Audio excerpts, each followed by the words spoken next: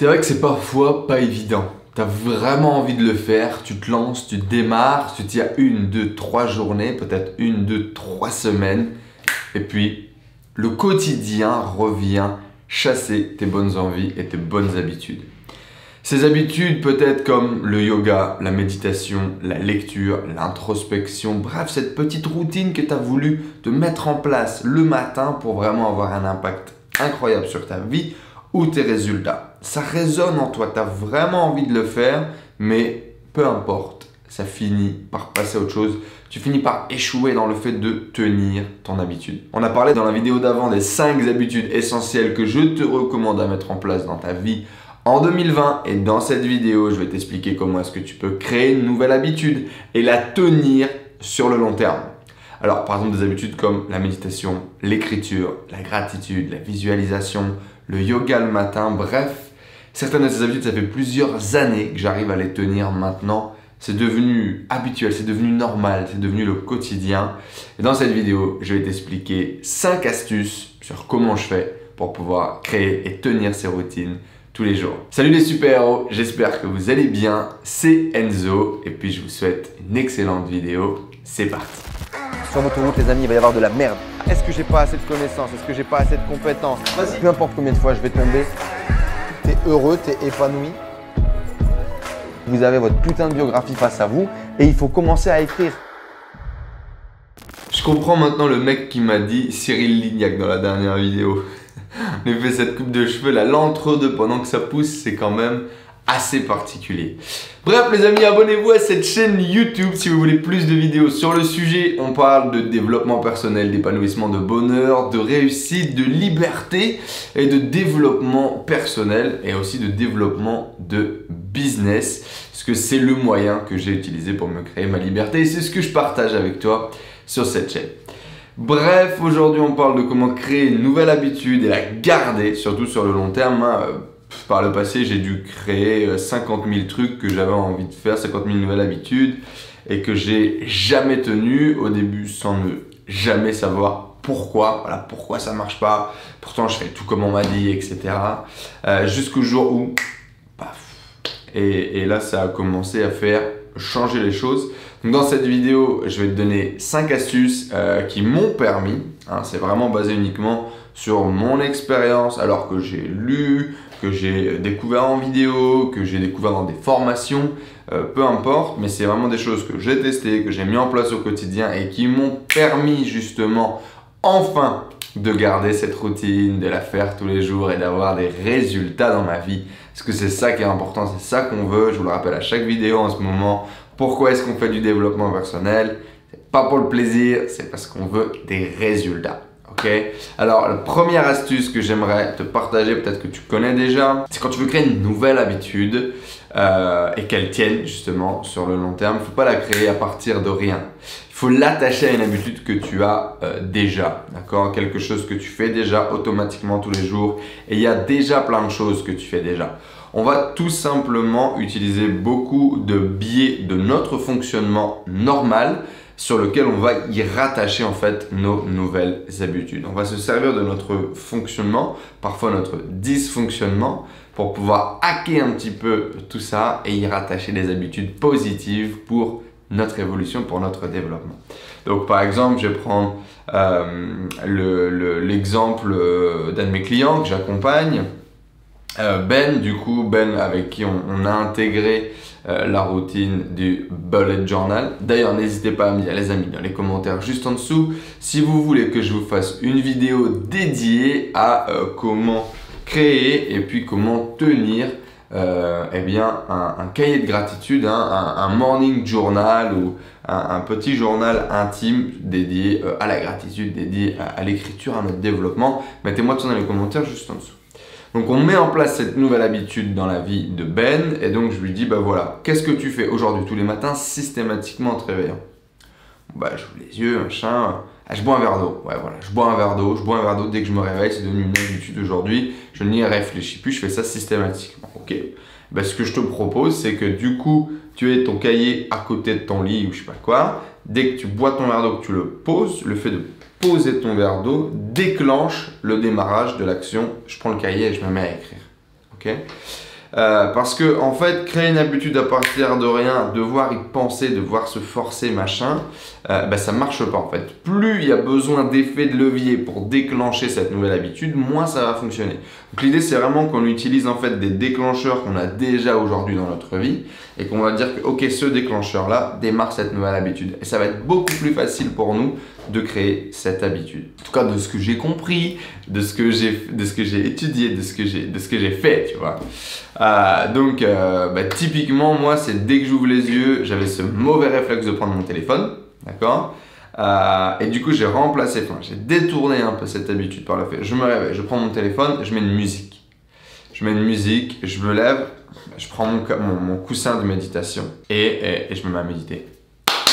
Sans réfléchir, parfois les yeux fermés, parfois en mode zombie, tu vois. Mais voilà, ça a été mon trigger, donc le fait de prendre mon téléphone. Alors des fois, bien évidemment, je le prends, ça part en WhatsApp, etc. Ça arrive, hein, je ne suis pas parfait.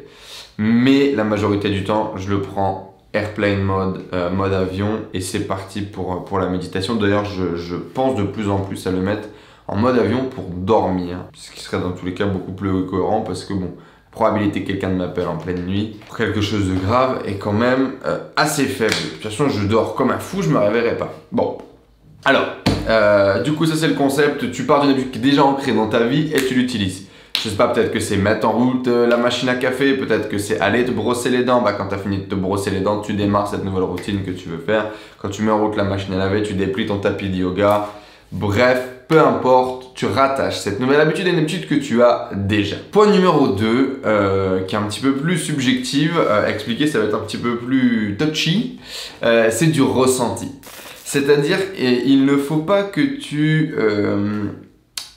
fasses tout avec ta tête, que tu essayes de tout comprendre avec ton cerveau, etc.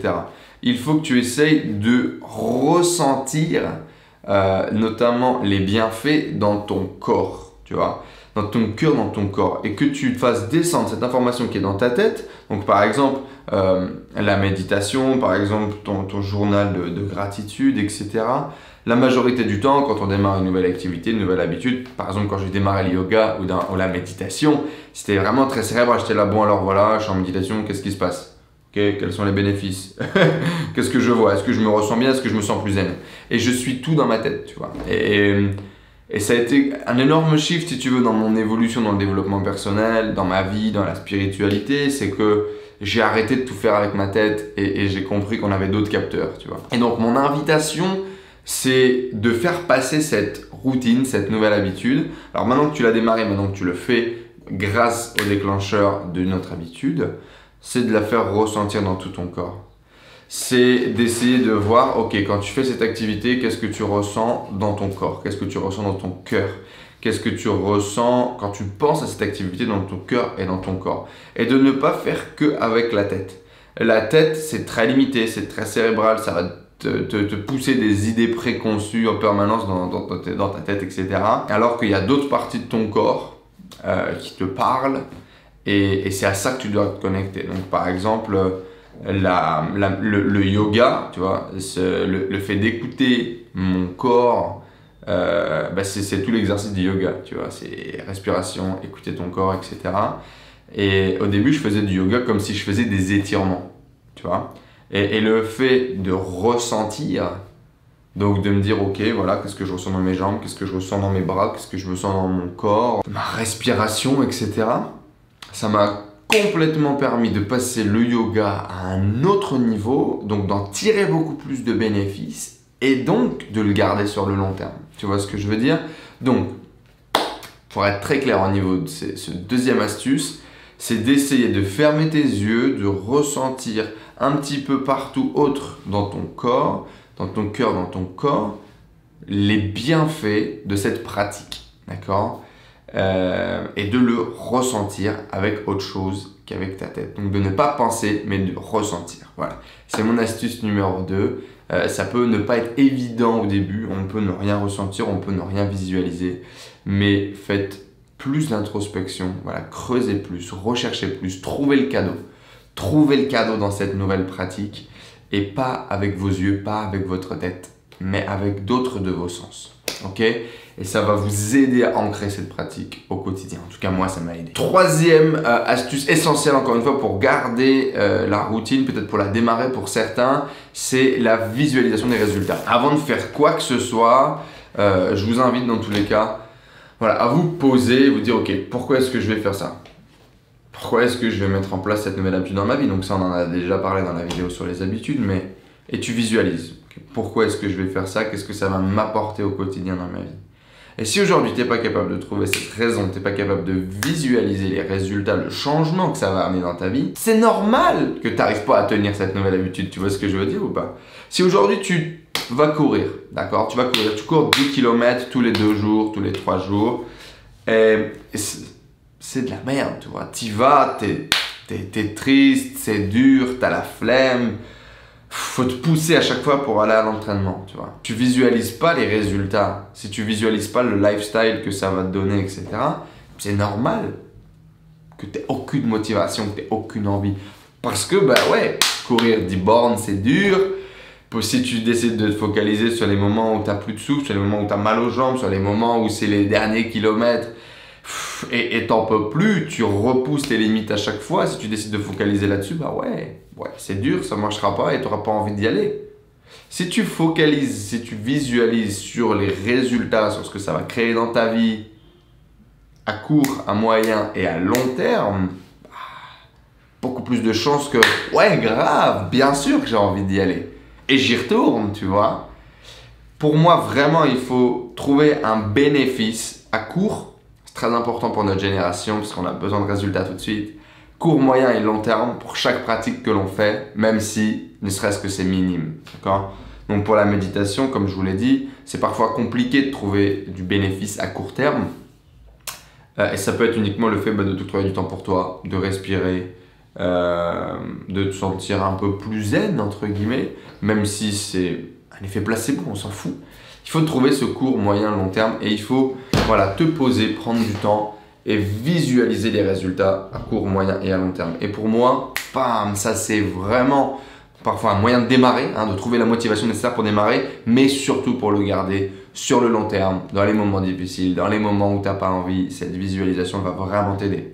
Arrêter la cigarette par exemple, faire du sport, faire du yoga. Moi la visualisation elle est très claire. À court terme, plus avoir de douleur, de blocage, pouvoir vivre à 100% une vie d'aventure ou une vie dans le peps, une vie forte. Je me vois gravir des montagnes, je me vois faire des expéditions, mais je me vois aussi jouer avec mes petits-enfants, faire du sport à 50 ans, courir à 50 ans, pouvoir encore bosser à 50, 60 ans avec une énergie de dingue, sauter en l'air, danser. Ça correspond à tout ça, tu vois, mon habitude du matin. Donc forcément, quand tu as attaché un pourquoi, quand tu as attaché une visualisation aussi forte sur tes trucs, c'est normal en fait. C'est complètement normal, c'est à l'intérieur de moi, je le ressens. Ce que je viens de te dire comme visualisation, c'est pas juste dans ma tête. Non, je le ressens à l'intérieur et je me vois, si tu veux, avec mes gosses, avec mes petits-enfants, etc. Donc, c'est normal aujourd'hui que je tienne mon habitude. Tu vois ce que je veux dire? Visualisation, court, moyen, long terme, essentiel selon moi pour le garder. Quatrième habitude, du coup quatrième astuce, c'est d'avoir un partenaire et de faire ça sous forme de challenge. Donc moi tu le sais, je me fais beaucoup de challenges, je me lance beaucoup de challenges, c'est mon moyen, ma stratégie aujourd'hui que j'ai trouvé pour démarrer une nouvelle habitude. C'est social proof, je m'engage auprès de vous, puis je dis voilà allez c'est parti, challenge de 15 jours, challenge 3 semaines, challenge un mois, en général c'est beaucoup un mois sur une nouvelle habitude que j'ai envie de faire, et on y va. Et je vois ce qui se passe. Je suis un bon sceptique. Je ne sais pas ce que je ne sais pas. Donc le meilleur moyen de savoir ce que ça va faire dans ma vie, si c'est bien, si c'est pas bien, si ça me correspond, c'est d'essayer. Donc j'essaye. Je me lance à 200% avec l'envie de le vivre, avec l'envie de le partager. Et c'est ça en fait qui fait que ça fonctionne. C'est mon côté challenge. Donc on couple ça, côté challenge au côté partenaire. Trouver une personne avec qui aller au sport, avec qui méditer, avec qui lire, avec qui écrire, etc. Peu importe. Et juste quelqu'un à qui vous rendez des comptes. Cette personne peut être Elle fait la méditation avec vous, vous êtes débutant, elle est plus expérimentée, peu importe. Mais c'est tous les jours, après votre séance, le petit message. Alors, comment s'est passée ta séance? Alors, est-ce que c'était bien ta méditation? Alors, est-ce que ta séance de sport s'est bien passée? Est-ce que tu as des courbatures? Et c'est juste ce message, parfois, qui va vous donner le peps nécessaire de faire les choses, de devoir rendre des comptes à quelqu'un. Pour moi, ce partenaire de challenge, c'est externaliser sa motivation à quelqu'un. C'est un petit peu donner du pouvoir à quelqu'un de nous motiver, mais pour se lancer, pour démarrer sous forme de challenge, pour les 30 premiers jours par exemple de cette nouvelle habitude, ça peut être très bien. On externalise la motivation. En 30 jours, on est capable de ressentir, de visualiser des résultats. Et donc du coup, après notre motivation, on sera capable de la créer nous-mêmes. Puis dans tous les cas, moi je pense que c'est très très bien de garder un groupe de partage comme ça pour avancer, pour se challenger au quotidien. Dans tous les cas, j'arrive très bientôt avec un groupe de partage que je vais créer qui sera pour les super-héros, pour la communauté. Ça s'appelle le QG des super-héros. Je suis impatient de vous le présenter et ça aura notamment ce rôle-là, cette idée de se challenger au quotidien. Du coup, challenge, partenaire sur lequel vous échangez au quotidien sur vos objectifs, sur vos nouvelles habitudes et vous vous poussez tout simplement mutuellement à réussir en externalisant au départ votre motivation. Le dernier point qui fonctionne également avec le partenaire de challenge, donc ma 5e astuce, c'est d'avoir une récompense, tout simplement, on reste des enfants, la carotte ou le bâton, et donc une récompense positive si vous réussissez, une récompense négative si vous ne réussissez pas. Ça marche très bien quand vous êtes avec un partenaire, parce que comme ça, l'un et l'autre, vous donnez les récompenses. Tu ne réussis pas, tu me donnes 200 €, tu réussis, on part en week-end ensemble, se faire un kiff. Et choisissez vraiment des choses qui vous font kiffer, choisissez vraiment des choses qui vous font chier. Je me souviens, Antoine BM avait partagé la dernière fois un challenge, alors je crois que ça remonte, et il devait faire un don au FN s'il réussissait pas son challenge. Et ça lui pétait genre les couilles, c'était pas pour l'argent, mais c'était de financer le Front National. Je crois que je me souviens d'un délire comme ça. Tiens, faudrait que tu nous dises, Antoine, si c'était bien ça, mais je sais pas pourquoi j'ai ce souvenir qui m'est popé. Bref, ça c'est vraiment mes 5 astuces, les amis, pour pouvoir créer une nouvelle routine et la garder au quotidien dans votre vie. Je vous rappelle rapidement du coup ces 5 astuces. Le premier, c'est de rattacher cette nouvelle habitude à une habitude que vous avez déjà. On va utiliser une habitude, un fonctionnement, un comportement qu'on a déjà aujourd'hui comme élément déclencheur pour pouvoir démarrer cette nouvelle habitude et la rattacher à quelque chose de solide, quelque chose que vous faites no matter what. Deuxième point, c'est de ressentir. C'est de ne pas être juste dans la tête, mais de fermer ses yeux, d'être en introspection et de voir cette habitude, ce qu'elle génère dans l'intégralité de notre corps et de trouver des moyens sur lesquels se reposer, des sensations sur lesquelles on va ressentir des choses. Et vous allez voir, au début peut-être rien, et plus vous allez faire cette expérience d'introspection et de ressentir dans tout le corps ce qu'il se passe, plus vous allez découvrir des choses incroyables qui vont vous faire garder cette habitude sur le long terme. Troisième point, visualisation du résultat. On ferme les yeux, on trouve un bénéfice court, moyen, long terme. On a du sens, on a un pourquoi derrière le fait de faire cette habitude et on visualise les résultats. D'accord ? Élément hyper important. Quatrième point, on a un partenaire de challenge. Donc on se lance des challenges pour pouvoir démarrer une nouvelle habitude. Et puis on a un partenaire de challenge qui va nous tenir, avec lequel on va partager au quotidien pour pouvoir avancer. Cinquième point, on va se donner des récompenses positives et négatives pour se récompenser d'avoir tenu ou de n'avoir pas tenu nos challenges, nos habitudes. Il y a plein d'autres trucs que je pourrais vous donner, des petits tricks comme le tableau des habitudes avec le fait de faire des séries, etc.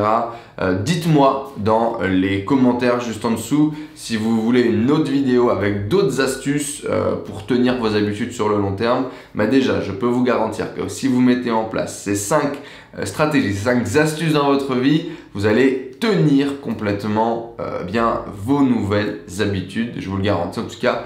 c'est ce qui a marché pour moi.